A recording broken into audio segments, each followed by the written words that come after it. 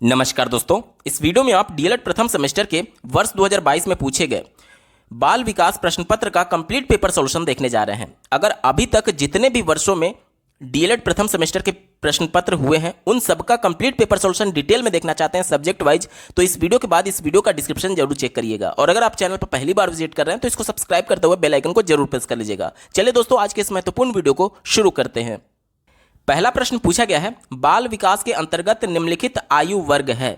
यानी कि जो बाल विकास आप लोग बीएड बीटीसी में अध्ययन करते हैं वो किस आयु तक का आप अध्ययन करते हैं। तो बाल विकास में मेनली हम लोग 3 प्रकार के स्टेजेज का अध्ययन करते हैं, जिसमें पहला शैशवावस्था, दूसरा बाल्यावस्था और तीसरा किशोरावस्था। ठीक है, शैशवावस्था की जो एज होती है वो 0 से 6 साल होती है, बाल्यावस्था की 6 से 12 साल और किशोरावस्था की 12 से 18 साल। यानी कि हम लोग 0 से लेकर के 18 साल तक के बच्चों का अध्ययन करते हैं बाल विकास के अंतर्गत। तो उत्तर क्या हो जाएगा? ऑप्शन नंबर 1 में दिया गया है 0 से 18 वर्ष, इसका बिल्कुल सटीक जवाब हो जाएगा। अगला प्रश्न पूछा गया है, बुद्धि का विकास लगभग पूर्ण हो जाता है। तो किस अवस्था में बुद्धि का विकास लगभग पूर्ण हो जाता है, ये हमसे पूछा जा रहा है। मान लीजिए मैं बच्चों से एक प्रश्न पूछ रहा हूं कि भारत में बेरोजगारी को दूर करने के क्या उपाय हो सकते हैं। तो यहां पर इस प्रश्न का जवाब वही बच्चा दे सकता है जो कि अमूर्त रूप से चिंतन कर सके कि बेरोजगारी का कारण क्या है और उनको दूर करने के क्या क्या उपाय हो सकते हैं। ये एक अमूर्त कॉन्सेप्ट है जो कि बच्चा प्रत्यक्ष तौर पर नहीं देख पाएगा। ठीक है, तो जीन पियाजे के सिद्धांत के अनुसार जब बच्चे अमूर्त संक्रियात्मक अवस्था में जाते हैं तब जाकर के वो इस बारे में सोच सकते हैं, यानी अमूर्त चिंतन कर सकते हैं। यानी कि इस प्रश्न का जवाब देने के लिए बच्चे में अमूर्त चिंतन की कॉन्सेप्ट को डेवलप हो जाना चाहिए, तभी बच्चा जवाब दे पाएगा। और अमूर्त अवस्था जो होती है बच्चों के संज्ञानात्मक विकास में वो उच्चतम अवस्था मानी जाती है। और संज्ञान क्या है? हमें किसी के भी बारे में जानकारी होना ही हमारे संज्ञान में वृद्धि करता है। यानी कि बुद्धि सीधे तौर पर संज्ञान से जुड़ी हुई है। और संज्ञान का उच्चतम स्तर क्या होता है? जीन पियाजे के सिद्धांत के अनुसार अमूर्त संक्रियात्मक अवस्था। ध्यान से देखिएगा, अमूर्त संक्रियात्मक अवस्था का एज उन्होंने क्या बताया था? देखिए, 0 से 2 उन्होंने संवेदी गामक बताया था, 2 से 7 उन्होंने क्या बताया था? पूर्व संक्रियात्मक बताया था, 7 से 11 मूर्त संक्रियात्मक और 11 प्लस उन्होंने अमूर्त संक्रियात्मक अवस्था बताया था। यानी कि अब हमें चारों विकल्पों में यह देखना है कि 11 प्लस का एज किस एज ग्रुप में आ रहा है। पहला दिया गया शैशवावस्था, तो शैशवावस्था का जो एज होता है डीएलएड की किताबों में 0 से 6 साल दिया गया है, तो हमें 11 प्लस वाला एज देखना है, तो ये तो उत्तर होगा नहीं। दूसरा देखिए, बाल्यावस्था की बात की गई है, डीएलएड की किताबों में 6 से 12 साल दिया गया है। अलग अलग मनोवैज्ञानिकों ने अलग अलग 1-2 साल ऊपर नीचे बताया है। ठीक है, तो 6 से 12 तो ये भी हमारा उत्तर नहीं होगा, क्योंकि हमें 11 प्लस देखना है। यहां पर देखिए 6 साल का भी बच्चा आ रहा है, तो ये इसका उत्तर नहीं हो सकता है, क्योंकि 11 प्लस होना चाहिए। उसके बाद से चौथा देखिए, सभी अवस्थाओं में। अब जब 0 से 2 साल का बच्चा है तो ये एक अवस्था है, दूसरी अवस्था ये है, तीसरी अवस्था ये है, चौथी अवस्था ये है। तो 0 से 2 साल में बच्चे का जो बुद्धि का विकास होता है वो पूर्ण नहीं होता है, क्योंकि इसमें बच्चा अपनी बुद्धि का प्रयोग उतना नहीं करता है। वो चीजों को महसूस करता है, जैसे छू करके, देख करके, स्वाद लेकर के, यानी अपनी इंद्रियों से ये सीखता है। इसीलिए इसे हम लोग क्या बोलते हैं? संवेदी गामक। यानी कि संवेदनाओं के माध्यम से जो वो छू करके महसूस कर रहा है उससे वो सीखता है। तो इसमें ये हमारा उत्तर नहीं होगा। अब एक ही विकल्प केवल बचा ही। देखिए, किशोरावस्था की बात की गई है। किशोरावस्था का जो एज ग्रुप होता है वो क्या होता है? 12 से 18 साल होता है। और जीन पियाजे के सिद्धांत के अनुसार जो अमूर्त संक्रियात्मक अवस्था आता है वो क्या होता है? 11 प्लस आता है। अब देखिए, 11 प्लस जो है वो इसी एज ग्रुप में आ रहा है, और ये एज ग्रुप किसको रिप्रेजेंट करता है? ये किशोरावस्था को रिप्रेजेंट करता है। इसलिए ऑप्शन नंबर 3 किशोरावस्था यहां पर बिल्कुल सटीक जवाब हो जाएगा। बुद्धि का विकास किशोरावस्था में जाकर के लगभग पूर्ण हो जाता है। देखिए, लगभग इसलिए यूज किया गया है क्योंकि बुद्धि एक ऐसी चीज है जो कि जीवन पर्यंत आपके संज्ञान में वृद्धि करती रहती है। तो यहां पर लगभग पूर्ण का मतलब कि वो वहां पर जाकर के अब बच्चा जो उच्चतम अवस्था है संज्ञानात्मक विकास का, यानी अमूर्त रूप से चिंतन करने के योग्य बन जाता है। इसीलिए बोला जाता है इसे लगभग पूर्ण किशोरावस्था में जाकर के हो जाता है। उम्मीद करता हूं आपको अच्छे ढंग से समझ में आया होगा। अगला प्रश्न पूछा गया है, नवजात शिशु में हड्डियों की संख्या होती है। तो देखिए, अगर वयस्क की बात करें तो हड्डियों की संख्या कुल 206 होती है, लेकिन जब बच्चा जन्म लेता है, नवजात रहता है, तो उस समय उनमें हड्डियों की संख्या 270 रहती है। अब आपके मन में प्रश्न आएगा कि फिर ये वयस्क होने पर हड्डियां कम कैसे हो जाती हैं? तो आप बच्चे की बॉडी को देखेंगे तो बहुत ज़्यादा फ्लेक्सिबल रहता है। उनमें जो हड्डियां होती है ना, वो छोटे छोटे पार्ट्स में इस प्रकार से होती हैं, और जैसे जैसे वो बड़ा होता जाता है तो ये छोटी छोटी हड्डियां एक रूप धारण कर लेती है। यानी कि पहले इसमें 3 हड्डी थी, अब ये कन्वर्ट हो गया कि 1 हड्डी में। ठीक है। आप उसकी कलाई को, जब बच्चा जन्म ले रहा है तो कलाई को मोड़ करके देखेंगे या फिर उंगलियों को मोड़ करके देखेंगे तो बहुत फ्लेक्सिबल लगेगा वयस्क आदमी के कंपैरिजन में। क्यों? क्योंकि हड्डियां जो होती है वो पार्ट्स वाइज होती हैं जो कि बाद में जाकर के जुड़ती हैं, इसलिए 270 से कम होकर के वयस्क होने पर 206 रह जाती हैं। ठीक है, तो नवजात में हमसे हड्डियों की संख्या पूछा गया तो उत्तर हो जाएगा ऑप्शन नंबर 3, 270 हड्डियां होती है नवजात शिशु में। चौथा प्रश्न पूछा गया है, सीखने को प्रभावित करने वाले सबसे महत्वपूर्ण कारक हैं। सबसे महत्वपूर्ण कारक कौन सा है सीखने को जो प्रभावित करेगा, वो हमसे पूछा जा रहा है। चौथे विकल्प से शुरुआत करते हैं। दिया गया है स्मृति। स्मृति यानी किसी भी चीज को याद रखने की क्षमता। तो ये सीखने को बहुत ज्यादा प्रभावित नहीं करेगा।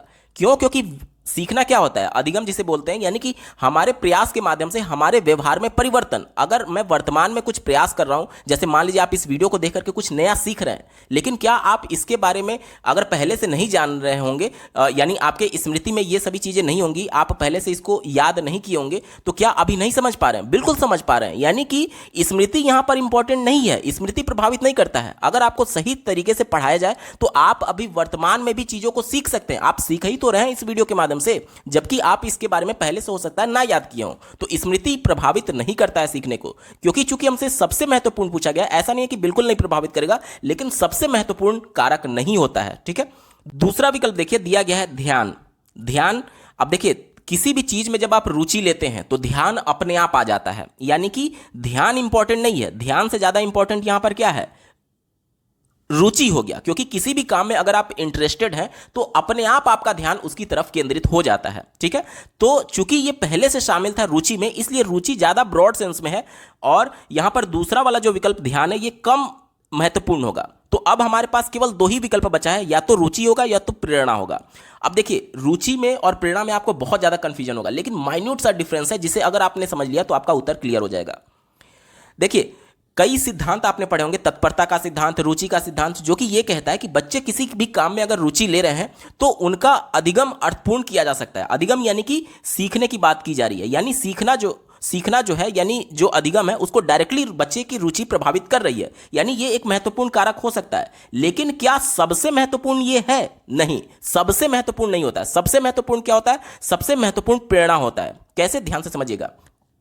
देखिए बच्चे की जो रुचि होती है ना, वो कोई फिक्स नहीं है। आज आपकी एज 25 प्लस हो सकती है, तो आज जो आप खाने में चीज़ों को पसंद करते हैं, आप जब बचपन में 2-3 साल के रहे होंगे तो उसमें जो उस समय पसंद करते रहे होंगे उसमें बहुत परिवर्तन देखने को मिला होगा।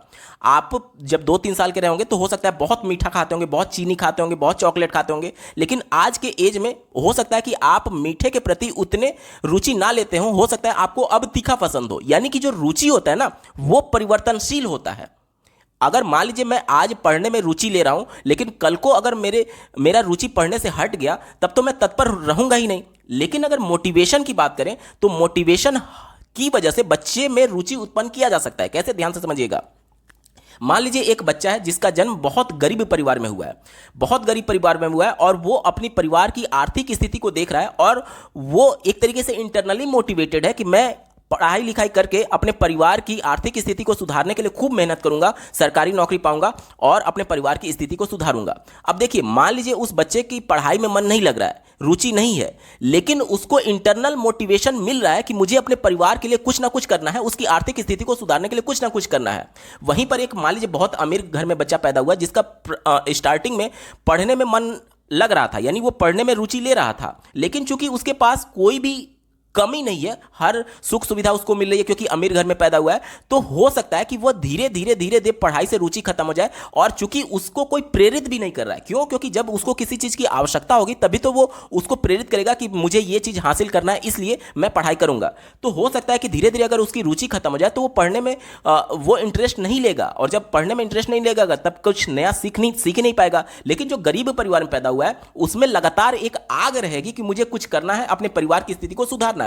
यानी कि रुचि जो होता है वो परिवर्तनशील होता है, लेकिन जो मोटिवेशन है वो कभी नहीं बदलता। मोटिवेशन हमेशा बच्चे को इंटरनली मोटिवेट करता है कि हाँ मुझे कुछ करना है, और उस करने के लिए चाहे बच्चे की रुचि हो या ना हो, बच्चे जानबूझ करके उसमें रुचि खुद से पैदा कर लेते हैं अगर मोटिवेशन होगा तो। यानी कि जो रुचि है वो ऑप्शन नंबर 1 में पहले से इंक्लूडेड है, इसलिए अब ऑप्शन नंबर 3 जो है वो कम एप्रोप्रिएट हो जाएगा और ऑप्शन नंबर 1 प्रेरणा सबसे ज्यादा महत्वपूर्ण कारक होता है सीखने को प्रभावित करने के संदर्भ में। उम्मीद करता हूं आपको बेहतर ढंग से समझ में आया होगा। अगला प्रश्न पूछा गया है सीखने की सही परिभाषा है। देखिए 5वां प्रश्न है सीखने की सही परिभाषा क्या है।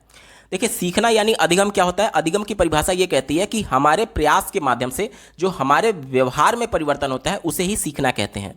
यानी कि मान लीजिए कि अगर बच्चे को कोई बुखार लग गया तो भी वह चिड़चिड़ा हो जाता है, यानी उसके व्यवहार में तो परिवर्तन हुआ, तो क्या इसे सीखना बोलेंगे? नहीं बोलेंगे। क्यों नहीं बोलेंगे? क्योंकि इस बुखार के लिए उसने कोई प्रयास नहीं किया था कि मुझे वो मेहनत नहीं किया था कि मुझे बुखार लग जाए और मेरे व्यवहार में परिवर्तन हो जाए। यानी कि वो व्यवहार में परिवर्तन जो कि बच्चे के बिना प्रयास के आया हुआ है उसे सीखना नहीं बोलेंगे, बल्कि प्रयास अगर बच्चा कर रहा है तो उस प्रयास के माध्यम से जो व्यवहार में परिवर्तन होगा उसे सीखना बोलते हैं।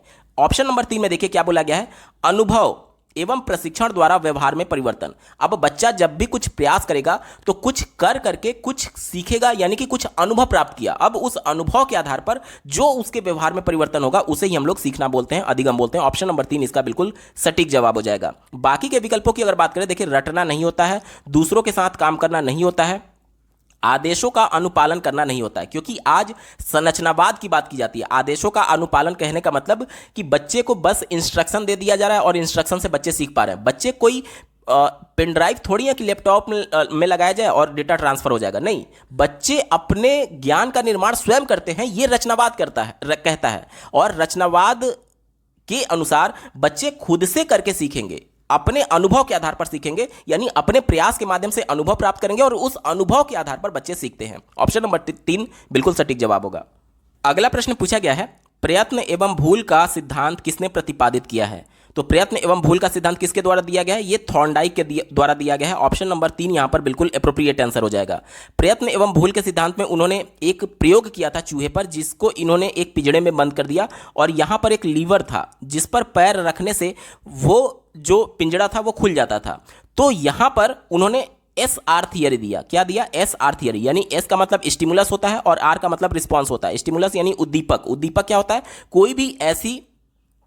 कोई भी ऐसा प्रेरक जो हमें किसी अनुक्रिया के लिए प्रेरित करे वो उद्दीपक होगा। जैसे मान लीजिए आपके आंख पर अचानक से तेज रोशनी पड़ी और उसकी वजह से आपने अनुक्रिया किया अपने आंखों के पलकों को झपका करके, तो वहां पर जो तेज रोशनी है वो उद्दीपक का काम करेगा, जो कि आपको प्रेरित कर रहा है किसी काम को करने के लिए, यानी आपकी आंखों के पलकों को झपकाने के लिए। तो अनुक्रिया क्या हो जाएगा? आपकी आंखों के पलकों को झपकाना, और उद्दीपक क्या हो जाएगा? यहां पर तेज रोशनी हो जाएगा। आप ध्यान से समझिएगा, यहां पर चूहे पर जब उन्होंने प्रयोग किया तो यहां पर लीवर, उसके लिए प्रेरक क्या है कि उस पिंजड़े से बाहर निकलना है, और उस पिंजड़े से बाहर निकलने के लिए वो इधर उधर भाग रहा है पिंजड़े में और कई प्रयास वो कर रहा है। एक बार वो इधर उधर घूम रहा है, एक बार इधर उधर घूम रहा है। मान लीजिए ये स्टिमुलस है और उसने पहला प्रयास किया वो असफल हो गया, दूसरा प्रयास किया वो असफल हो गया, तीसरा प्रयास किया वो भी असफल हो गया, चौथा प्रयास किया फिर असफल हो गया, पांचवा प्रयास जो किया वो जो है स्टिमुलस से एक तरीके से सुव्यवस्थित हो गया, यानी कि उस लीवर पर उसने अनचाहे में ही सही लेकिन उस पर पैर जब रखा तो ये पिंजड़ा खुल गया और चूहा निकल करके भाग गया।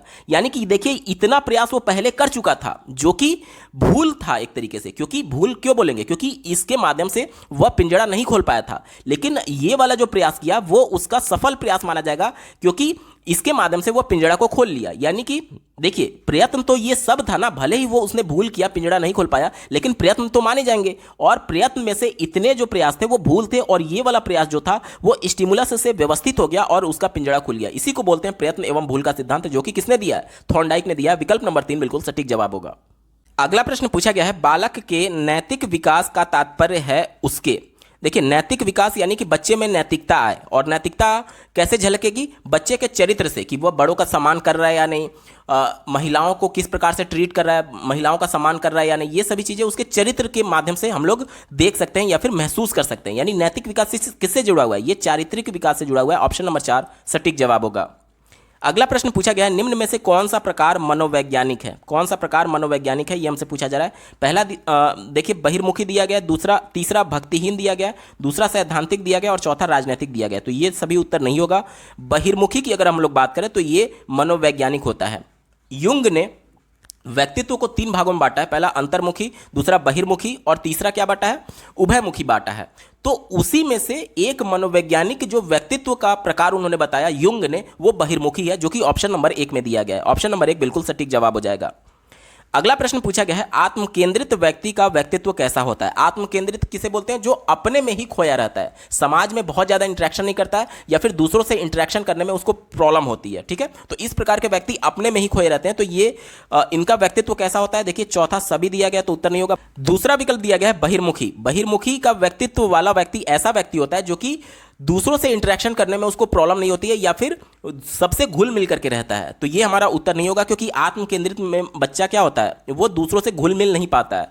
तीसरा दिया गया उभयमुखी। उभयमुखी में अंतर्मुखी और बहिर्मुखी दोनों के गुण पाए जाते हैं। अंतर्मुखी वाला व्यक्ति क्या होता है, जो केवल अपने में ही खोया है, दूसरों से बहुत ज्यादा बातचीत नहीं करता है। और बहिर्मुखी क्या होता है, जो सभी से साथ मिलकर के चलता है, सभी से बातचीत करता है, सभी की भावनाओं को ध्यान में रखता है। तो जो उभयमुखी होता है वो अंतर्मुखी और बहिर्मुखी का एक तरीके से मिश्रण कह सकते हैं। तो ये भी हमारा उत्तर नहीं होगा, क्योंकि बच्चा जो है वो आत्मकेंद्रित है। तो इसका उत्तर क्या हो जाएगा, ऑप्शन नंबर 1 देखिए, अंतर्मुखी इसका सही जवाब हो जाएगा। ठीक है, यानी बच्चा अपने में ही खोया रहता है। ऑप्शन नंबर 1 सटीक जवाब है। अगला प्रश्न पूछा गया है, चिंतन के साधनों में से एक है। चिंतन का साधन मतलब कि किसके माध्यम से आप चीजों के बारे में सोचने लगते हैं, वो वाला विकल्प हमें ढूंढना है। देखिए चिंतन के कुछ 4 साधन बताए गए हैं। पहला इमेज यानी कि प्रतिमा, जैसे कि जब भी हम लोग किसी चीज को स्पर्श करते हैं यानी छूते हैं, दृष्टि करते हैं यानी देखते हैं, सूंघते हैं और सुनते हैं, या फिर स्वाद लेते हैं, तो इससे संबंधित अलग अलग इमेजेज हमारे माइंड में बन जाते हैं। जैसे कि आपने देखा होगा कि जीन पियाजे ने क्या बताया था, स्कीमा बताया था। स्कीमा क्या होता है, जिस प्रकार से आपके मोबाइल में अलग अलग फोल्डर्स बने हैं, जैसे MP3 गाने का अलग फोल्डर, वीडियो क्लिप्स का अलग फोल्डर, आपके कॉन्टैक्ट लिस्ट का अलग फोल्डर, उसी प्रकार से हमारे माइंड में जो कुछ भी हम लोग देखते हैं, छूते हैं, महसूस करते हैं, उन सबका उनकी कैटेगरी वाइज अलग अलग इमेज बन जाता है। उसे ही उन्होंने स्कीमा बोला था।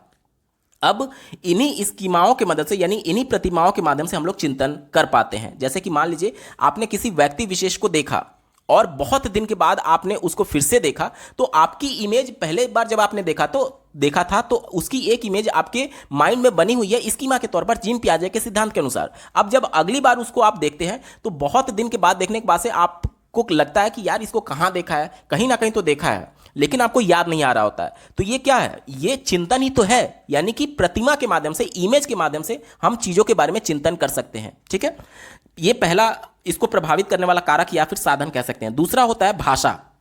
देखिए जो हमारे माइंड में इमेज बन रहा है वो भाषा के ही माध्यम से बनता है। ठीक है, हमारे माइंड में जो इमेज बनता है वो भाषा की सहायता से ही इमेज बनता है। तीसरा होता है संप्रत्यय यानी कि कॉन्सेप्ट। अब ध्यान से समझिएगा, अगर मैं बच्चे से पूछूं कि एक ऐसे जानवर का नाम बताइए जिसके 4 पैर हैं, एक पूंछ है और वो पालतू है और वो भौंकता है, तो आपके मन में क्या होगा, चिंतन होगा कि आप सोच सकते हैं कि इन आधार पर किस जानवर के बारे में बात की जा रही है। यानी कि ये कॉन्सेप्ट हो गया। इन सब के आधार पर आप एक संप्रत्यय बना पा रहे हैं। और संप्रत्यय कैसे बनाएंगे, जब इन सभी पर विचारों पर चिंतन करेंगे, थिंकिंग करेंगे, यानी कि कॉन्सेप्ट के माध्यम से भी बच्चे चिंतन करते हैं। चौथा होता है प्रतीक एवं संकेत। जैसे कि आप सिग्नल पर जा रहे हैं, रेड सिग्नल हो गया, ग्रीन सिग्नल हो गया, येलो सिग्नल हो गया, तो सिग्नल को देख करके आप, वो क्या है, वो सिंबल है आपके लिए, साइन है, प्रतीक और संकेत है, तो उनको देख करके आप क्या, आपके मन में आता है कि यार ग्रीन सिग्नल हो गया, अब मुझे चलना चाहिए। यानी कि उस सिग्नल को देख करके आपने चिंतन किया, सोचा। ठीक है, तो सिग्नल जो होता है, सिंबल और सिग्नल जो होता है, साइन जो होता है, उसके माध्यम से भी बच्चे चिंतन करते हैं। तो टोटल 4 साधन होते हैं। पहला प्रतिमा यानी इमेज, दूसरा भाषा यानी लैंग्वेज, तीसरा संप्रत्यय यानी कि कॉन्सेप्ट, और चौथा प्रतीक और संकेत। तो चारों विकल्पों में देखिए जो मैंने आपको बताया कौन सा विकल्प दिया गया है। देखिए सामान्यकरण मैंने आपको नहीं बताया, रटना तो बिल्कुल ही निगेटिव है, गुणों का विश्लेषण ये भी नहीं बताया, लेकिन संकेत मैंने आपको बताया है। क्या बताया है, संकेत मैंने आपको बताया। ऑप्शन नंबर 1 इसका बिल्कुल एप्रोप्रिएट आंसर हो जाएगा। अगला प्रश्न पूछा गया है, बालक में अभिप्रेरणा उत्पन्न करने का प्रमुख स्रोत क्या है। ध्यान से समझिएगा, मोटिवेशन कैसे बच्चे में उत्पन्न होता है ये हमसे पूछा जा रहा है। पहला विकल्प दिया गया है उद्दीपक। उद्दीपक क्या मैंने आपको बताया, इसे अंग्रेजी में स्टिमुलस बोलते हैं, यानी कि कोई भी ऐसी एक्टिविटी जो कि बच्चे को किसी अनुक्रिया के लिए प्रेरित करे, उससे उद्दीपक बोलते हैं। अब मान लीजिए कि कोई एक बच्चा जिसके परिवार में कोई किसी बीमारी से ग्रसित हो गया और उसके पास इलाज के लिए पैसे नहीं है, वो बच्चा सब कुछ अपने परिवार में ये चीजें होते हुए देख रहा है कि पैसे की कमी की वजह से कैसे मेरे परिवार के सदस्य का इलाज नहीं हो पा रहा है, तो यहां पर ये जो उद्दीपक है कि इलाज ना हो पाना, उसको प्रेरित करेगा कि मुझे पढ़ लिख करके कम से कम इतना पैसा कमाना है कि पैसे की वजह से मेरे परिवार के किसी भी व्यक्ति विशेष का इलाज की वजह से कोई प्रॉब्लम ना हो। ठीक है, तो यहां पर ये उसको क्या कर रहा है, प्रेरित कर रहा है कि मैं खूब पैसा कमाऊं, मेहनत करके खूब पढ़ लिख करके अच्छे पोस्ट पर चयनित होकर के पैसा कमाऊं। तो यहां पर जो भी चीज बच्चे को प्रेरित करते हैं उसे क्या बोलते हैं, उद्दीपक बोलते हैं। तो ये बच्चे को प्रेरित ही तो कर रही है, यानी उद्दीपक इसका सही जवाब होगा। इसके बाद से तीसरा देखिए, आवश्यकता की बात की गई है। मान लीजिए किसी एक बच्चे का जन्म बहुत गरीब परिवार में हुआ, जो कि अपनी बेसिक नीड को भी वो पूरी तरीके से फुलफिल नहीं कर पा रहा है। उसके लिए खाने के लिए सही से भोजन नहीं मिल पा रहा है, रहने के लिए सही से उसका घर नहीं है, पढ़ने लिखने की उचित व्यवस्था नहीं हो पा रही है पैसे की कमी से, यानी वो आवश्यकता ग्रस्त है।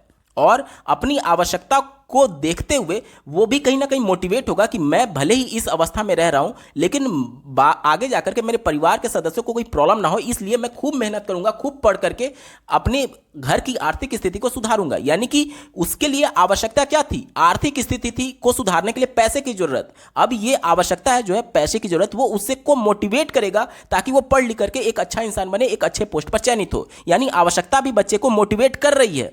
इसके बाद से रुचि की बात की गई है। देखिए रुचि क्या होता है, तत्परता का सिद्धांत आपने थॉर्नडाइक के नियम से पढ़ा होगा, तो इसमें उन्होंने यह बताया था कि बच्चा किसी भी काम को में अगर रुचि लेगा तो वो उस काम को करने के लिए तत्पर रहेगा। तत्पर कब रहेगा, जब बच्चा इंटरनली मोटिवेटेड होता है, यानी रुचि भी इसका सही उत्तर होगा। अब 3 विकल्प तो हम लोग टिक कर नहीं सकते, इसलिए 3 विकल्प को काटिए, ऑप्शन नंबर 4 दिया गया उपयुक्त सभी, इसका बिल्कुल एप्रोप्रिएट आंसर हो जाएगा। अगला प्रश्न पूछा गया है, स्मृति एक आदर्श पुनरावृत्ति है, यह कथन किसका है? तो ये स्टाउट के द्वारा कहा गया। देखिए यहां पर थोड़ा सा मिसप्रिंट है पेपर में, ये स्काउट नहीं बल्कि क्या है, स्टाउट है। क्या हो जाएगा इसका उत्तर, स्टाउट बिल्कुल सटीक जवाब हो जाएगा। हालांकि ये ऑप्शन में यही दिया गया तो यही हमारा सही उत्तर होगा, स्काउट को ही आपको मारना होगा, लेकिन इसका जो सही नाम है वो स्टाउट होता है। अगला प्रश्न पूछा गया है, सृजनात्मक बालक की विशेषता है कि वह, सृजनात्मक यानी क्रिएटिव बालक के बारे में कौन कौन सी विशेषता सही है, ये हमसे पूछा जा रहा है। देखिए बच्चा जब भी किसी चीज को, क्रिएटिविटी क्या होती है, किसी भी चीज को नए तरीके से करना, यानी कि वह बहुत ज्यादा रुचि लेगा तभी नए नए विधियों को ढूंढेगा। जब रुचि लेगा, रुचि क्यों लेगा, क्योंकि वो जिज्ञासु है, चीजों को नए नए तरीके से जानने के लिए इच्छा उसमें है, तो जिज्ञासु तो वो होगा ही होगा। ऑप्शन नंबर 3 बिल्कुल सटीक जवाब है। इसके अलावा जब बच्चा सृजनात्मक है, यानी नए नए तरीकों से प्रश्न को सॉल्व करने की क्षमता उसमें है, तो अगर कोई कठिन प्रश्न आ गया तो वह उसके प्रति भी संवेदनशील होगा। अगर कोई नॉर्मल बालक है या फिर कमजोर बालक है तो वो क्या करेगा, कठिन प्रश्नों को देख करके उसको इग्नोर कर देगा या फिर छोड़ देगा। लेकिन जो सृजनात्मक बालक है वो चूंकि उसमें क्षमता है कि वो नए नए विधियों को ट्राई करे, इसलिए वह उस प्रश्न के प्रति संवेदनशील होगा, यानी पहला विकल्प भी सही हो गया। दूसरा देखिए, परिहास प्रिय होता है। परिहास का मतलब क्या होता है, हंसी मजाक, यानी कि वह हंसी मजाक करने वाला होना चाहिए, होता है, तो ये भी बात बिल्कुल सही है। अब 3 विकल्प को तो हम लोग टिक कर नहीं सकते, इसलिए ऑप्शन नंबर 4 देखिए उपयुक्त सभी, इसका बिल्कुल एप्रोप्रिएट आंसर हो जाएगा।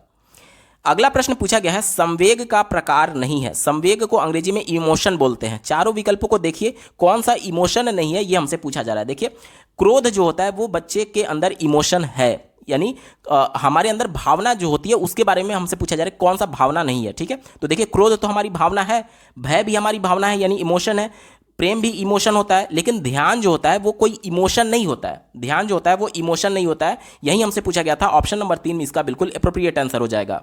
अगला प्रश्न पूछा गया है, फ्रायड के अनुसार आक्रामकता का कारण क्या है? आक्रामकता, देखिए किसी भी चीज को लेकर के जब आप प्रश्न को सॉल्व कर रहे हैं, जब आपसे प्रश्न सॉल्व नहीं हो पा रहा है, चाहे वो आपके पढ़ाई का पार्ट हो या फिर आपके जीवन का पार्ट हो, जब आपसे कोई भी प्रॉब्लम सॉल्व नहीं हो पाती है तो आप क्या होते हैं, एग्रेसिव हो जाते हैं, आक्रामक हो जाते हैं। तो क्यों होते हैं? क्योंकि वो प्रश्न आप नहीं सॉल्व कर पा रहे हैं और उस प्रश्न को सॉल्व करने के लिए आपके अंदर विचारों की एक उत्तेजना जन्म ले रही है, जिसे मानसिक उद्वेलन बोला जाता है। फ्रायड के अनुसार उन्होंने क्या बोला था, मानसिक उद्वेलन बोला गया था।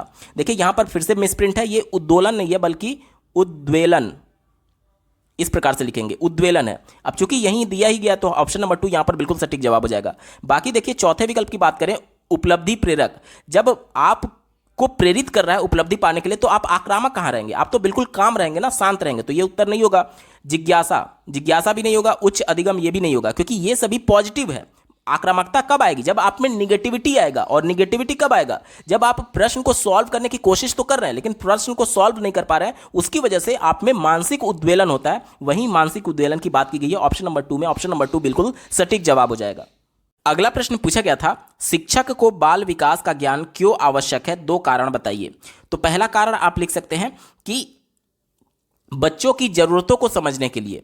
देखिए, आज हम लोग समावेशी कक्षा की बात करते हैं जिसमें प्रत्येक बच्चे की जरूरत अलग अलग है। क्यों? क्योंकि बच्चे का जो विकास होता है वो उसके आनुवांशिकता के साथ साथ उसके वातावरण से प्रभावित होता है। अब मान लीजिए कि कोई एक बालक है जिसमें बहुत तीव्र गति से सीखने की प्रवृत्ति है, वो बहुत प्रतिभाशाली है, बहुत सृजनात्मक है, और वहीं पर दूसरा बालक है जो कि तीव्र गति से नहीं सीख पा रहा है या फिर नॉर्मल बच्चे से वो अलग है। तो हम क्या करेंगे एज ए टीचर, अगर हमें पता नहीं रहेगा कि इंडिविजुअल डिफरेंसेज होता है बाल विकास के अंतर्गत, तो हम सभी बच्चों को एक तरीके से ट्रीट करने की कोशिश करेंगे, जो कि गलत है। क्योंकि समावेशन ये कहता है कि प्रत्येक बच्चा, चाहे उसमें शारीरिक अक्षमता क्यों ना हो, चाहे वह अधिगम अक्षमता से क्यों ना जूझ रहा हो, सबको एक साथ लेकर के चलना है। और ये तभी पॉसिबल होगा जब सबकी जरूरतों को हम लोग ध्यान में रखेंगे। जैसे मान लीजिए कि कक्षा में कोई सुन नहीं सकता और कोई देख नहीं सकता, तो अगर मैं मौखिक तरीके से केवल पढ़ाऊंगा तो जो देख नहीं सकता वो तो मेरी बातों को सुन सकता है, लेकिन अगर ऐसा बालक है जो कि सुन नहीं सकता तो मैं मौखिक तरीके से अगर कुछ बता रहा हूं तो मेरे इंफॉर्मेशन को इंप्लीमेंट ही नहीं कर पाएगा, क्योंकि उसकी कान खराब है, वो मेरी बातों को नहीं सुन रहा है। और अगर मैं केवल ब्लैक बोर्ड पर लिख करके बताऊं तो जो दृष्टिबाधित है वो मेरी इंफॉर्मेशन को नहीं रिसीव कर पाएगा, क्योंकि वो देख नहीं सकता है। यानी कि यहां पर प्रत्येक बच्चे की जरूरत अलग अलग है और उनकी जरूरतों को समझने के लिए हमें बाल विकास का ज्ञान होना आवश्यक है। यह पहला आप लिख सकते हैं। दूसरा आप लिख सकते हैं, उपयुक्त शिक्षण विधि के चुनाव में, जैसा कि आपको ज्ञात होगा कि जीन पियाजे के द्वारा जो 4 अवस्थाएं बताई गई हैं, 0 से 2 साल संवेदी पेशी अवस्था, उसके बाद से 2 से 7 साल पूर्व संक्रियात्मक अवस्था, उसके बाद से 7 से 11 साल मूर्त संक्रियात्मक अवस्था और 11 प्लस में अमूर्त संक्रियात्मक अवस्था। तो यहां पर प्रत्येक अवस्था में उनके द्वारा बताया गया कि कौन कौन सी प्रॉपर्टीज बच्चों में आती है और उसी के अनुसार शिक्षण कराना चाहिए। अब मान लीजिए कि मूर्त संक्रियात्मक अवस्था जिसकी एज 7 से 11 साल है, अब बच्चे का 6 साल में कक्षा 1 में एडमिशन हो रहा है, कक्षा 5 में जाएगा तब वो कितने साल का होगा? 11 साल का होगा। यानी जो ये मूर्त संक्रियात्मक अवस्था जीन पियाजे के बाल विकास संज्ञानात्मक विकास के अंतर्गत उन्होंने बताया था, वो इसी प्राइमरी स्तर के बच्चों के लिए बताया था मूर्त संक्रियात्मक अवस्था। यानी कि इस अवस्था में बच्चे मूर्त अवस्था में चीजों को देख करके सीखते हैं, प्रत्यक्ष तौर पर अनुभव करके सीखते हैं, खुद से करके सीखते हैं। इसीलिए राष्ट्रीय शिक्षा नीति ये कहता है कि बच्चों को खुद से करके सीखने का मौका दिया जाना चाहिए, क्योंकि बच्चा जब तक प्रत्यक्ष चीजों को नहीं देख सकता तब तक उसके बारे में चिंतन करने के लिए परिपक्व नहीं होता है। तो हम कोई एक ऐसी शिक्षण विधि ना अपना लें जिसमें बच्चे को अमूर्त चिंतन करना पड़े, क्योंकि बच्चा अभी मेंटली उसके लिए प्रिपेयर नहीं है। तो ये कैसे पॉसिबल होगा? जब टीचर को, यानी मुझे, हमें ये पता रहे कि बाल विकास के अंतर्गत कौन कौन सी अवस्थाएं होती हैं और किस अवस्था में बच्चा कितना मेंटली प्रिपेयर होता है चीजों को सीखने के लिए, तभी तो हम बच्चों को उस हिसाब से पढ़ा पाएंगे। तो इसलिए ये 2 कारण आप लिख सकते हैं कि पहला कारण लिख सकते हैं कि बच्चों की जरूरतों को जानने के लिए, और दूसरा कारण आप लिख सकते हैं कि उचित शिक्षण विधि का चयन करने के संदर्भ में। अगला प्रश्न पूछा गया है, शैशवावस्था की प्रमुख 2 विशेषताएं लिखिए। तो पहला आप इसकी विशेषता लिख सकते हैं कि तीव्र शारीरिक विकास होता है। शैशवावस्था का जो काल बताया गया है 0 से 6 साल बताया गया है डीएलएड की पुस्तकों में, ठीक है। तो इस अवस्था में बच्चों में शारीरिक विकास बहुत तीव्र होता है, ठीक है, शारीरिक विकास बहुत तीव्र गति से होता है। और दूसरा आप लिख सकते हैं कि इस अवस्था में बच्चे का जो मानसिक विकास होता है वो बहुत तीव्र होता है। इस अवस्था के बालक जो होते हैं बहुत कल्पनाशील होते हैं, ठीक है, कल्पनाशील होते हैं, ठीक है। तो ये दूसरी प्रॉपर्टी आप लिख सकते हैं। इसके अलावा आपने कई मनोवैज्ञानिकों के सिद्धांत को पढ़ा होगा कि बालक को जो कुछ भी बनना होता है वो शुरुआत के 5 सालों में बन जाता है। यानी कि जो बच्चे का विकास हो रहा है मानसिक तौर पर, वह इस अवस्था में, शैशवावस्था में सबसे तीव्र गति से होता है, ठीक है। तो ये 2-3 प्रमुख विशेषताएं, आप कोई भी 2 लिख सकते हैं। अगला प्रश्न पूछा गया था, किशोरावस्था का क्या तात्पर्य है? इसके बारे में आप लिख सकते हैं कि किशोरावस्था बालक के विकास की अवस्थाओं में से अंतिम अवस्था के तौर पर देखा जाता है, क्योंकि बाल विकास में आप 3 ही अवस्था पढ़ते हैं, जिसमें पहला शैशवावस्था, दूसरा बाल्यावस्था और तीसरा किशोरावस्था। तो बाल विकास का ये अंतिम अवस्था आप मान सकते हैं, जिसकी एज 12 से 18 साल बताई गई है।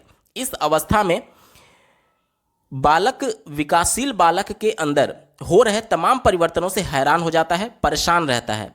इसी कारण इस अवस्था को तनाव एवं संघर्ष और तूफान की अवस्था का भी नाम दिया गया है।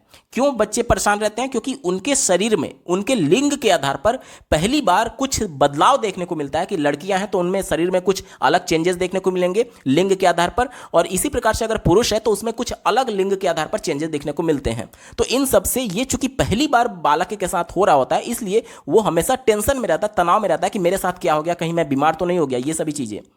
अगला प्रश्न पूछा गया था, समायोजन क्या है? देखिए, डीएलएड के सिलेबस में दो प्रकार के समायोजन आपको दिए गए हैं। पहला तो जिसे अंग्रेजी में एडजस्टमेंट बोलते हैं, जिसे आप हिंदी में अनुकूलन के नाम से भी जानते हैं, ठीक है। पहला एडजस्टमेंट, और दूसरा एक और समायोजन है जिसे आप एकोमोडेशन के नाम से जानते हैं।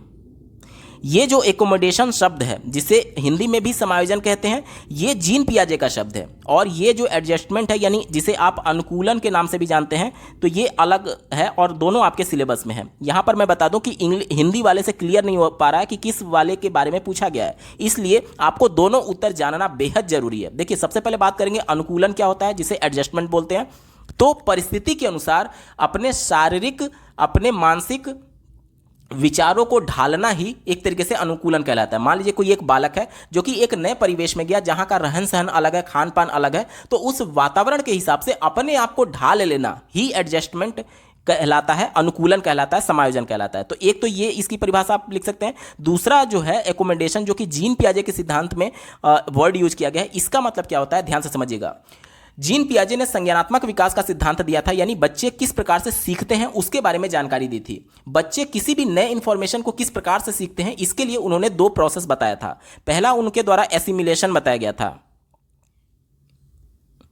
एसिमिलेशन को हिंदी में समावेशन बोलते हैं, या फिर इसी को आत्मसात्करण बोलते हैं।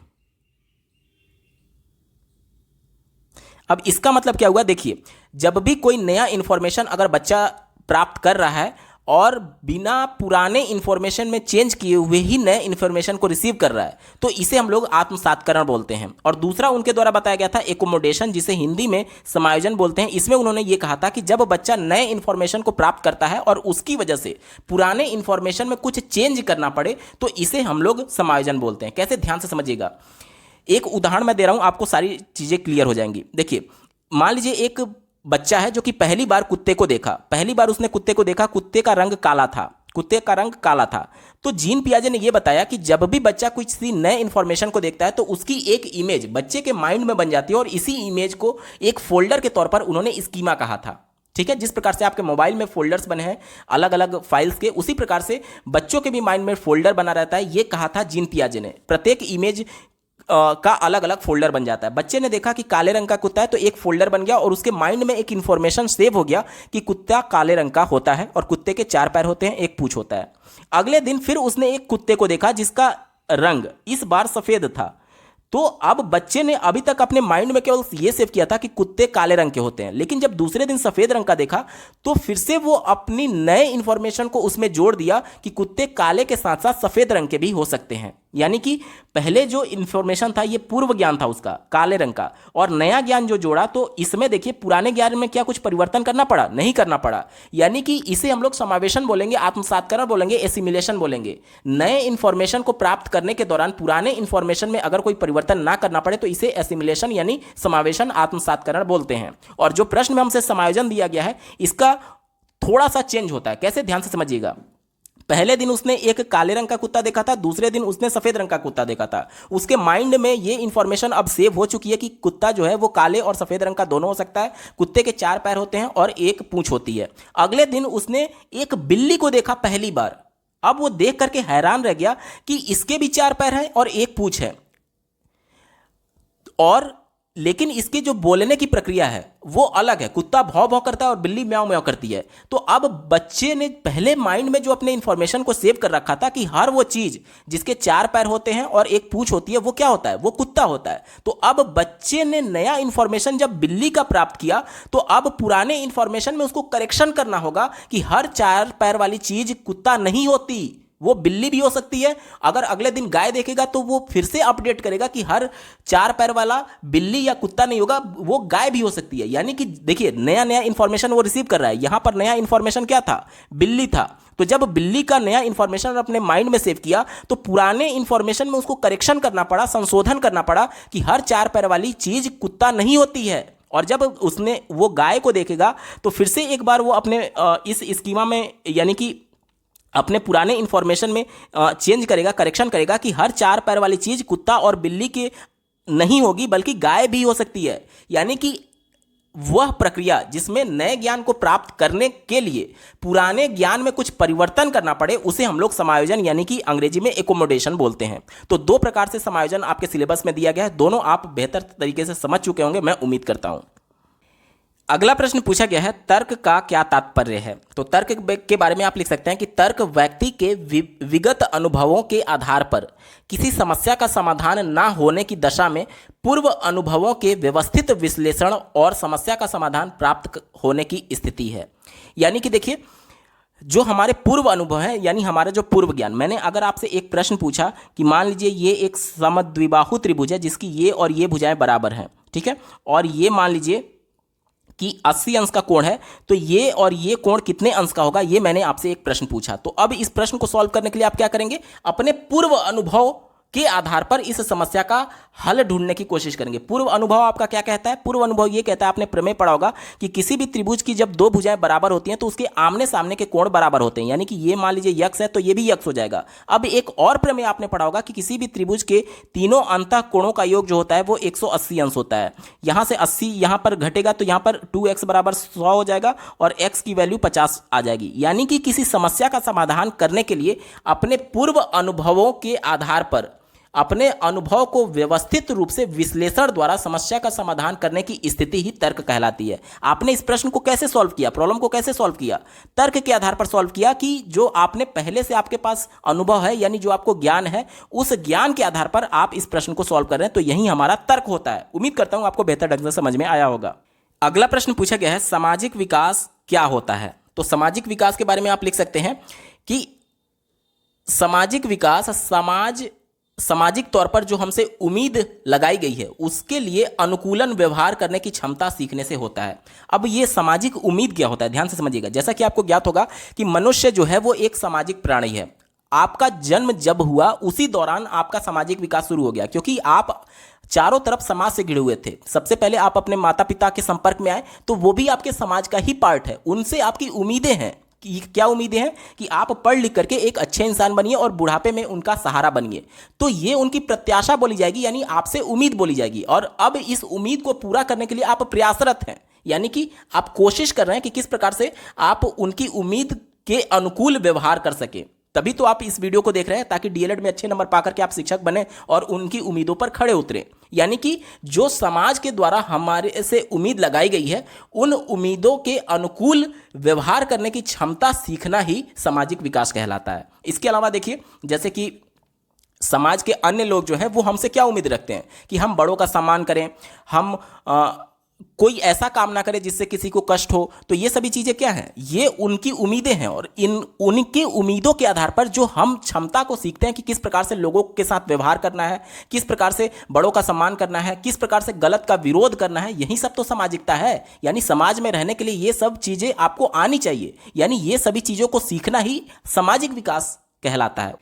अगला प्रश्न पूछा गया है, व्यक्तित्व की कोई एक परिभाषा लिखिए। तो कोई भी आप डिफिनेशन लिख सकते हैं। जैसे आल्पोर्ट ने अपना डिफिनेशन दिया हुआ है, परिभाषा दिया हुआ है कि व्यक्तित्व व्यक्ति के भीतर उन मनोशारीरिक गुणों का गत्यात्मक संगठन है जो वातावरण से अपूर्व समायोजन को निर्धारित करता है। ठीक है, इस प्रकार से आप किसी की भी परिभाषा लिख सकते हैं।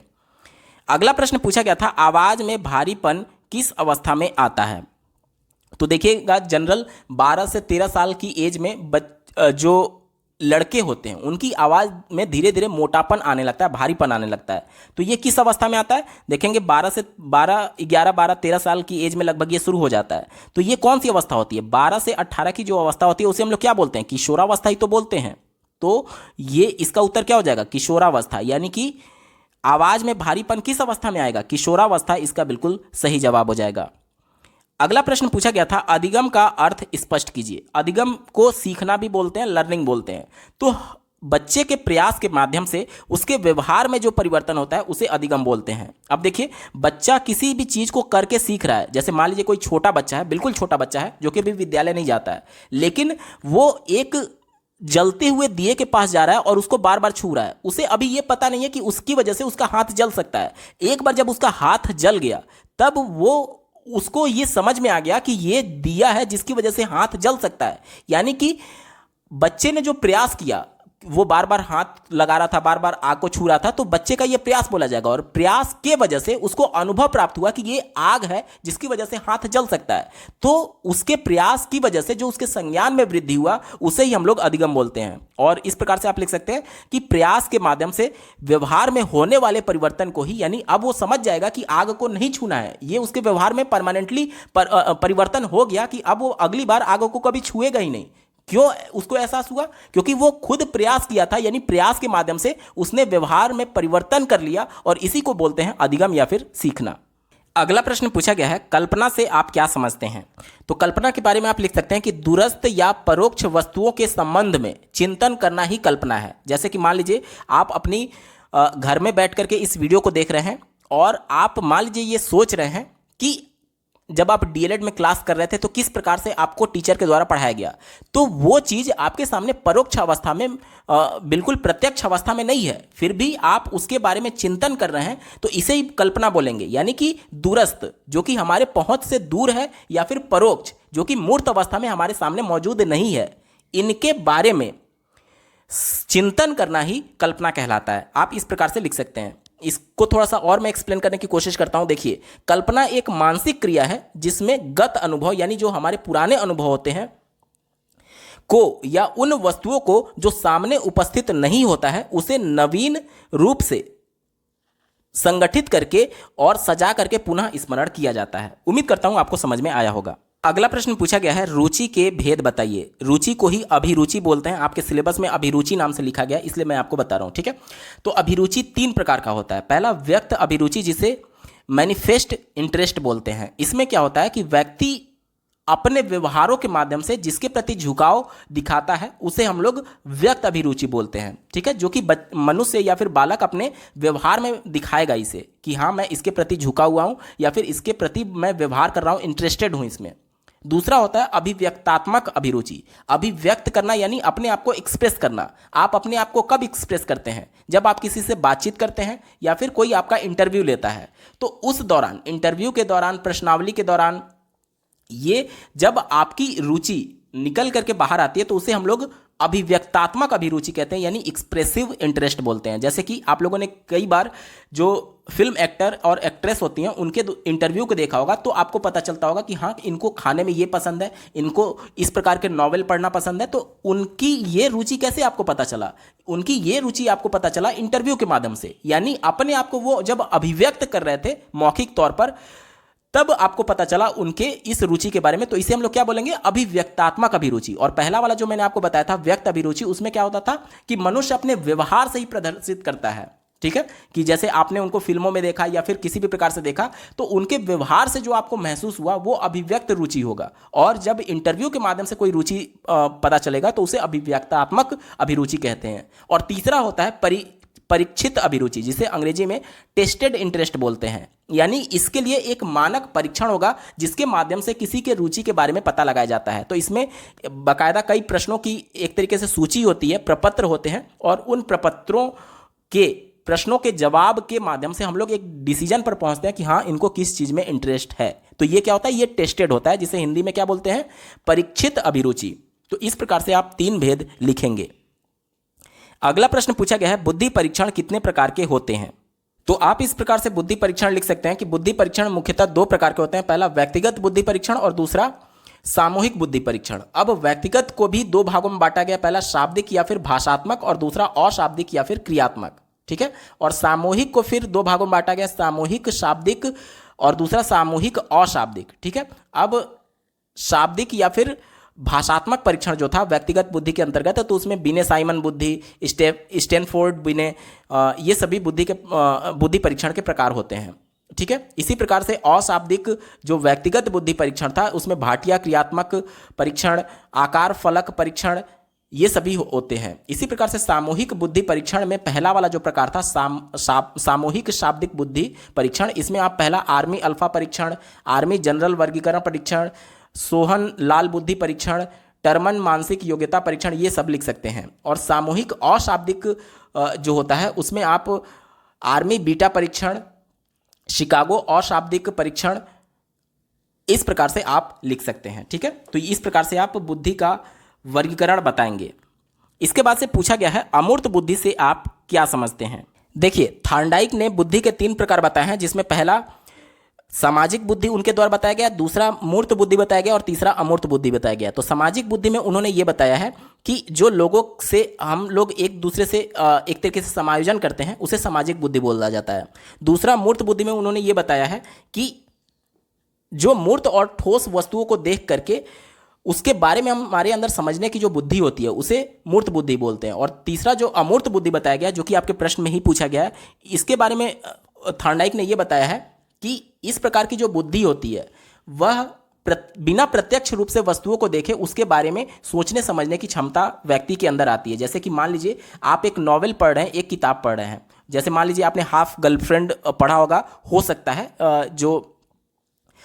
तो उस नॉवेल को पढ़ने के दौरान पूरे सिचुएशन को, वो आपके सामने आंखों के सामने हो नहीं रहा है, लेकिन पूरे सिचुएशन को अगर आप इमेजिन कर पा रहे हैं तो ये आपकी अमूर्त बुद्धि कहलाएगी। ठीक है, यानी कि अमूर्त चीजों के बारे में जो सोचने समझने की बुद्धि हमारे अंदर है उसे ही अमूर्त बुद्धि कहते हैं। अगला प्रश्न पूछा गया है शारीरिक विकास का अध्ययन क्यों जरूरी है, 2 कारण बताइए। देखिए, एज ए टीचर हमारी रिस्पॉन्सिबिलिटी ये होती है कि बच्चे का सर्वांगीण विकास हो, जिसमें शारीरिक विकास, मानसिक विकास, संवेगात्मक विकास, संज्ञानात्मक विकास सभी शामिल है। अब हमसे पूछा जा रहा है कि उसमें शारीरिक विकास का अध्ययन आपको क्यों कराया जाता है डीएलएड के दौरान।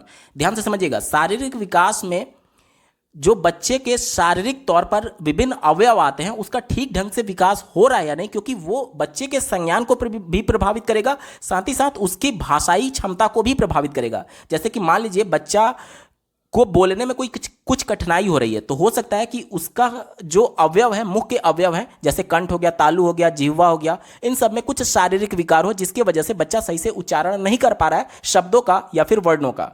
तो एज ए टीचर हमारी रिस्पॉन्सिबिलिटी ये है कि हम उनके अभिभावक को उनकी इस प्रॉब्लम से अवगत कराएं और उनको किसी भी डॉक्टर से दिखाने के लिए एक तरीके से प्रेरित करें, ताकि बच्चे का जो भाषाई कौशल है वो ठीक से विकसित हो पाए, बच्चा ठीक से उच्चारण करना सीख पाए। ये तभी संभव होगा जब हम लोग शारीरिक विकार के बारे में जानते रहेंगे कि मुख के किन किन अवयवों की वजह से बच्चे का जो भाषा है वो प्रभावित हो सकता है। तो यानी कि शारीरिक विकास के बारे में जानना इंपॉर्टेंट है, तभी आप बच्चे के भाषाई क्षमता में विकास कर सकते हैं। पहला कारण आप ये लिख सकते हैं। दूसरा कारण आप लिख सकते हैं कि आपने कई मनोवैज्ञानिकों के द्वारा पढ़ा होगा कि जो बच्चे का मानसिक विकास है या फिर जो संज्ञानात्मक विकास है वो उसके शारीरिक विकास पर पूरी तरीके से डिपेंडेंट होता है। जैसे कि मान लीजिए कोई शरीर से कई रोगों से ग्रसित है तो उसका मानसिक विकास भी उससे प्रभावित होगा। क्यों? क्योंकि अगर आप किसी बीमारी से ग्रसित हैं तो उसकी वजह से आपके मन में क्या होता है कि इमोशंस जनरेट होते हैं, निगेटिव इमोशन। अब जो निगेटिव इमोशन होते हैं वो आपके संज्ञान को पूरी तरीके से प्रभावित करते हैं। जैसे एक उदाहरण मैं दे रहा हूं, ध्यान से समझिएगा। अगर आपके घर में किसी भी वजह से कोई प्रॉब्लम है तो उस प्रॉब्लम की वजह से आपका पढ़ने में मन नहीं लगेगा। अब आपके घर में कोई प्रॉब्लम था, उसकी वजह से आपके मन में निगेटिविटी आई जो कि आपके इमोशन का पार्ट है, यानी संवेग का पार्ट है। उस संवेग की वजह से आपके पढ़ने में मन नहीं लग रहा है। पढ़ना आपका क्या था? संज्ञानात्मक विकास का पार्ट था। यानी कि देखिए, प्रॉब्लम हुआ आपके घर में, उसके वजह से आपके इमोशन जनरेट हुए, वो इमोशन निगेटिव था जिसकी वजह से आपका संज्ञान प्रभावित हुआ, यानी आप पढ़ नहीं पा रहे थे, यानी कि आपका संज्ञान भी निगेटिव तौर पर प्रभावित हो रहा है। अब इसी प्रकार से जो बच्चे में अगर शारीरिक किसी भी प्रकार की कमी होगी जिसकी वजह से अगर बच्चे में निगेटिव इमोशंस आ रहे हैं तो उससे बच्चा संज्ञानात्मक तौर पर भी निगेटिव तौर पर प्रभावित होता है। इसलिए शारीरिक विकास का अध्ययन एज ए टीचर हमें होना आवश्यक है, ताकि अगर बच्चे में किसी भी प्रकार की शारीरिक कमी है तो हम उसको डिस्कस कर पाए बच्चे के अभिभावक से। उम्मीद करता हूं आपको समझ में आया होगा। अगला प्रश्न पूछा गया है बाल्यावस्था की 2 विशेषताएं बताइए। पहला विशेषता आप लिख सकते हैं कि शारीरिक और मानसिक विकास में स्थिरता आ जाती है। इससे पहले जो शैशवावस्था में बालक था तो उस दौरान उसका शारीरिक और मानसिक विकास बहुत तीव्र होता था, लेकिन इस अवस्था में आने पर थोड़ा सा ठहराव हो जाता है। दूसरा आप लिख सकते हैं कि अब बच्चे में जो है वो यथार्थवादी दृष्टिकोण जनरेट होने लगता है, यानी कि रियलिस्टिक पॉइंट ऑफ व्यू आ जाता है। जैसे कि शैशवावस्था में आपने देखा था कि बच्चे बहुत ज़्यादा कल्पनाशील होते हैं। देखते होंगे आप खिलौने से जब वो खेलते हैं तो कहते हैं मेरा शेर उड़ रहा है। क्या ये प्रैक्टिकली पॉसिबल है कि शेर हवा में उड़े? पॉसिबल नहीं है। वो गाड़ियों को इस प्रकार से सोचते हैं कि उड़ रहा है, ये सभी चीज़ें, जो कि प्रैक्टिकल नहीं था। लेकिन अब बच्चा जब बाल्यावस्था में आता है, यानी कि 6 से लेकर के 12 वर्ष की आयु में, तो उसको ये पता चल जाता है कि शेर, गाड़ी, ये सब चीज़ें उड़ नहीं सकती हैं। यानी कि वो कल्पना से अब वास्तविक जीवन में आ जाता है। तो पहला पॉइंट आप क्या लिखे थे? पहला लिखे थे कि शारीरिक और मानसिक विकास में स्थिरता आ जाती है, और दूसरा आप लिख सकते हैं कि यथार्थवादी दृष्टिकोण बच्चे में अब यहाँ से आ जाता है। ठीक है दोस्तों, यहां से लघु उत्तरीय प्रश्न शुरू हो रहा है, यानी 2 अंक के प्रश्न यहां से स्टार्ट होते हैं। 31वां प्रश्न पूछा गया है, अधिगम की विशेषताएं लिखिए।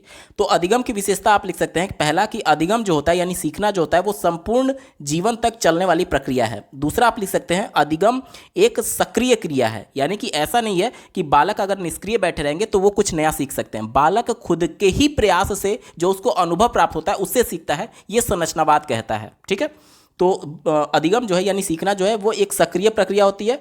इसके अलावा आप अगला लिख सकते हैं कि सीखना जो होता है वो उद्देश्य पूर्ण होता है, यानी पर्टिकुलर किसी ना किसी उद्देश्य की पूर्ति होती है जब हम किसी भी बारे में सीख रहे होते हैं। जैसे कि आप इस वीडियो को देख रहे हैं, तो इस वीडियो को देख करके आप जो कुछ भी कॉन्सेप्ट सीख रहे हैं उसका एक उद्देश्य है कि आप डीएलएड में पास होकर के एक शिक्षक बनना चाहते हैं। यानी कि आप सीख क्यों रहे हैं? क्योंकि इसका एक उद्देश्य है, आप टीचर बनना चाहते हैं। इसके अलावा अगला आप लिख सकते हैं कि सीखना जो है उसी को विकास कहते हैं, क्योंकि आपने संज्ञानात्मक विकास पढ़ा होगा, बाल विकास के अंतर्गत आता है। तो बच्चे का संज्ञान क्या होता है? जैसे आप लोग किसी को ज्ञापन देते हैं तो बोलते हैं कि सर मैं आपके संज्ञान में ये बात लाना चाहता हूं, यानी कि मैं आपको जानकारी देना चाहता हूं। यानी कि जो कुछ भी बच्चे को जानकारी हो रहा है वो उसके संज्ञानात्मक विकास का ही तो पक्ष है। इसीलिए अधिगम जो होता है वो क्या होता है? वो विकास है। सीखना क्या है? विकास है। ठीक है, इसके अलावा आप लिख सकते हैं कि सीखना एक तरीके से समायोजन है, यानी एडजस्टमेंट। कैसे?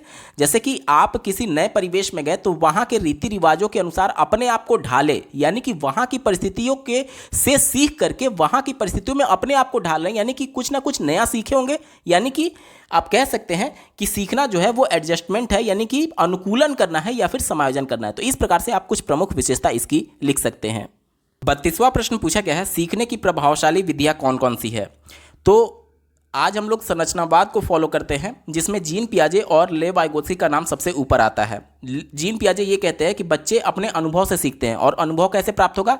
बच्चा जब करके सीखेगा तब अनुभव प्राप्त होगा। यानी कि पहला आप लिख सकते हैं प्रभावशाली विधि में कि करके सीखना। बच्चा जब खुद से किसी काम को करेगा तो उससे जो उसको अनुभव प्राप्त होगा, उसके आधार पर जो उसके व्यवहार में परिवर्तन होगा, यानी जो बच्चा सीख रहा है वो उसका अस्थायी होता है, यानी कि पूरी तरीके से प्रभावी होता है। ठीक है, दूसरा आप लिख सकते हैं कि सामूहिक विधियों द्वारा सीखना। ले वाइगोत्स्की ने कहा था कि बच्चे समूहों में एक दूसरे से इंटरेक्शन करके सीखते हैं। इंटरेक्शन करने के दौरान कोई भी एक ऐसा बालक जो कि मेरे से ज़्यादा जानता है वो मेरे ज्ञान में वृद्धि कर सकता है। जैसे कि मान लीजिए आप किसी भी दूसरे व्यक्ति से बात कर रहे हैं किसी भी टॉपिक पर, अगर आपसे वो ज़्यादा जानता है तो आपके लिए वो MKO का काम करेगा, यानी मोर नॉलेजेबल अदर, और आपसे उसको नई बातों के बारे में जानने का मौका मिलेगा। नई बातों को जानना ही तो संज्ञान है। तो आपके संज्ञान में वो वृद्धि कर रहा है, यानी कि आप कुछ नया सीख रहे हैं। तो हम लोग चर्चा के माध्यम से भी सीख सकते हैं। ठीक है, तीसरा आप लिख सकते हैं परीक्षण करके सीखना। इसके अलावा समूह अधिगम विधि, वर्कशॉप विधि, निरीक्षण करके सीखना, ये सभी प्रभावशाली विधियां हैं सीखने की। ठीक है, अगला प्रश्न पूछा गया है, किशोरावस्था में बड़े संघर्ष, तनाव, तूफान और विरोध की अवस्था है, इस कथन की विवेचना कीजिए। देखिए, किशोरावस्था से पहले बालक किस में था? बाल्यावस्था में था। बाल्यावस्था का जो एज ग्रुप होता है वो कितना होता है? 6 से 12 साल। तो 6 से 12 साल आप अपने परिवेश में भी देखेंगे कि इस अवस्था के जो बच्चे होते हैं उनको वाकई में समाज बच्चा मानता है। लेकिन जैसे ही आप 12+ होंगे, यानी कि किशोरावस्था में जाएंगे, तो अब धीरे धीरे समाज के लोग, अगर आपके द्वारा कोई गलती हो जाती है तो आपको ये सुनने को मिलेगा कि अब तुम बच्चे थोड़ी हो यार, तुम इतनी लापरवाही कैसे कर सकते हो। तो अभी तक जो बाल्यावस्था में बच्चा था उसको अगर कोई गलती कर देता था तो उसको बहुत प्यार से ट्रीट किया जाता था। लेकिन जैसे ही वो किशोरावस्था में आया तो उसको अब गलतियां उनके परिवार के लोग ही स्वीकार नहीं करते हैं और उसको डांट पड़ती है, जिसकी वजह से बच्चे का जो व्यवहार होता है वो धीरे धीरे चिड़चिड़ा होने लगता है। ठीक है। इसके अलावा बच्चे में किशोरावस्था में शारीरिक रूप से बहुत ज़्यादा परिवर्तन होते हैं, कई ऐसे हार्मोन्स उसमें जनरेट होते हैं जो कि उसकी शरीर की बनावट को पूरी तरीके से बाल्यावस्था से परिवर्तित करने लगते हैं। जैसे कि महिला है तो अलग उनकी शारीरिक बनावट हो जाएगी, अगर पुरुष है तो उसके आवाज़ में भारीपन आने लगेगा, ये सभी चीज़ें उसके शरीर में बनावट होती हैं। इसके अलावा अन्य जो लैंगिक हार्मोन्स होते हैं उसकी वजह से भी वो बहुत एक तरीके से चिड़चिड़ा हो जाता है। तो इसीलिए इसे क्या बोला गया है, संघर्ष का, तनाव का और तूफान तथा विरोध की अवस्था कहा गया है। ठीक है, तो इस प्रकार से आप समझा करके लिख सकते हैं। अगला प्रश्न पूछा गया है, बाल विकास की आवश्यकता एवं महत्व पर प्रकाश डालिए। बाल विकास की आवश्यकता और महत्व के बारे में आप लिख सकते हैं कि बाल विकास के माध्यम से ही एज ए टीचर हमें यह पता चलता है कि बच्चे की ज़रूरत क्या है, उनका शारीरिक विकास किस अवस्था में कितने लेवल तक हो जाता है, उनका संज्ञानात्मक स्तर किस अवस्था में किस तरीके से होता है, बच्चे किस शिक्षण माध्यम से अच्छे तरीके से सीख सकते हैं, ये सब कुछ हमें बाल विकास के माध्यम से ही एज ए टीचर पता चलता है। तो इसके बाद से हम लोग एज ए टीचर सम्यक दृष्टि रख सकते हैं सभी बच्चों के बारे में, क्योंकि बाल विकास से ही हमें पता चलता है कि प्रत्येक बच्चे की ज़रूरत अलग अलग है और समावेशी कॉन्सेप्ट के तहत सबको साथ लेकर के चलना है। यानी कि ना तो हम एज ए टीचर किसी को बहुत ज़्यादा महत्व देंगे और ना ही किसी को बहुत ज़्यादा इग्नोरेंट करेंगे, यानी इग्नोर करेंगे। यानी सबको साथ लेकर के चलना है, ना तो किसी से द्वेष, ना तो किसी को बहुत ज़्यादा प्रोत्साहन, यानी कि सबको साथ लेकर के चलना है। ठीक है, ये कौन हमें सिखाता है, बाल विकास। दूसरा आप लिख सकते हैं कि बाल विकास जो होता है वो पाठ्यक्रम निर्धारण में सहायता करता है। जैसे कि देखिए, जो करिकुलम हमें मिल चुका है सीबीएसई बोर्ड या फिर यूपी बोर्ड के द्वारा, उसके बावजूद भी हम पाठ्यक्रम में एज ए टीचर बदलाव कर सकते हैं। कैसे, ध्यान से समझिएगा। अगर मान लीजिए शारीरिक रूप से पीटी सभी के लिए अनिवार्य होता है शारीरिक शिक्षा के अंतर्गत, लेकिन कोई पैर से विकलांग है तो क्या हम लोग उसका पीटी करा सकते हैं? नहीं करा सकते। तो वहां पर एज ए टीचर हम बच्चे की इंडिविजुअल डिफरेंसेस को ध्यान में रखते हुए उसको इस पाठ्यक्रम में बदलाव करना होगा और जो उसके लिए अप्रोप्रिएट होगा उसके हिसाब से हमें तय करना होगा। ठीक है, तो इस प्रकार से पाठ्यक्रम निर्माण में यह सहायता करता है। दूसरा आप लिख सकते हैं कि यह उपयुक्त शैक्षिक वातावरण बनाने में सहायता करता है। कैसे? क्योंकि एक पॉजिटिव इन्वायरमेंट तभी होगा जब कक्षा में अगर 50 बच्चे हैं और 50 बच्चे सीखने के लिए प्रेरित हैं। ये कब होगा? जब प्रत्येक बच्चे की रुचि का ध्यान में रखा जाएगा। और बच्चे इंटरेस्ट कब लेंगे? जब उसको सही तरीके से पढ़ाया जाएगा। और सही तरीका कौन सा होगा? जो कि बच्चे की जरूरत को पूरा करने वाला होगा। यानी सभी एक दूसरे से कोरिलेटेड है। ठीक है, तो अगला आप लिख सकते हैं कि बाल विकास छात्रों के व्यक्तित्व का सर्वांगीण विकास करने में सहायता करता है और जो मानव स्वभाव को समझने में शिक्षक की बहुत ज़्यादा हेल्प करता है। इसके अलावा आप लिख सकते हैं कि बाल विकास छात्रों के विभिन्न आयु स्तरों का ज्ञान प्राप्त करने में टीचर की सहायता करता है। तो इस प्रकार से आप आवश्यकता और महत्व लिख सकते हैं। अगला प्रश्न पूछा गया है, किशोरों की व्यवहार संबंधी समस्याओं का संक्षेप में उल्लेख कीजिए।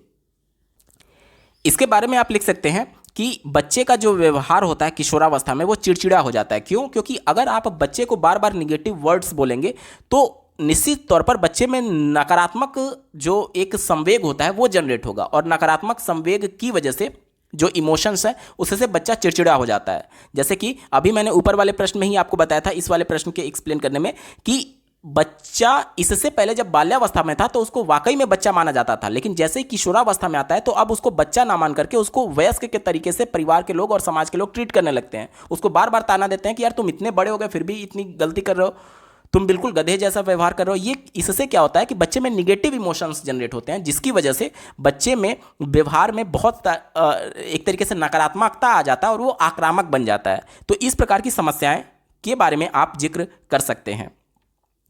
अगला प्रश्न पूछा गया है, चिंतन का शिक्षा में क्या महत्व है?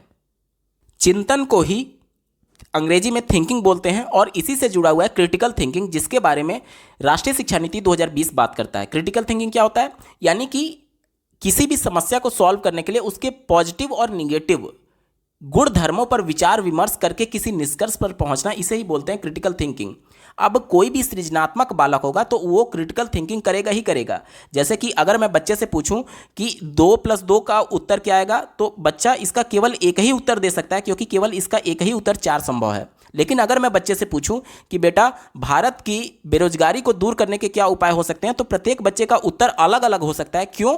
क्योंकि प्रत्येक बच्चा अपने स्तर के हिसाब से अलग अलग इसका उत्तर ढूंढने की क्षमता रखता है, इंडिविजुअल डिफरेंसेस की वजह से। इसलिए ये जो प्रश्न होगा ये एक ओपन एंडेड क्वेश्चन बोला जाएगा, यानी कि खुले सिरे वाला प्रश्न बोला जाएगा, जिसमें बच्चे को सोचने समझने का मौका मिलता है। तो जितना ज़्यादा आप बच्चे को सोचने समझने की एक तरीके से मौके प्रदान करेंगे, अवसर प्रदान करेंगे, बच्चे का संज्ञानात्मक विकास उतना ही ज़्यादा होता है। दूसरा आप लिख सकते हैं, पहला महत्व तो ये हो गया। दूसरा आप लिख सकते हैं कि चिंतन की मदद से, क्रिटिकल थिंकिंग की मदद से बच्चों को अपसारी चिंतन के लिए प्रोत्साहित किया जा सकता है, यानी कि बच्चे आउट ऑफ बॉक्स जाकर के सोचे। ऐसा ना हो कि बिल्कुल बंधे बंधे जो किताब में प्रश्न दिए गए हैं उसी तक संकुचित रहे, नहीं, वो आउट ऑफ बॉक्स जाकर के वो सोचे कि हाँ किस प्रकार से ये चीज़ें होती हैं। तो इस प्रकार से आप पॉइंट वाइज करके इसके महत्व को शिक्षा में लिख सकते हैं।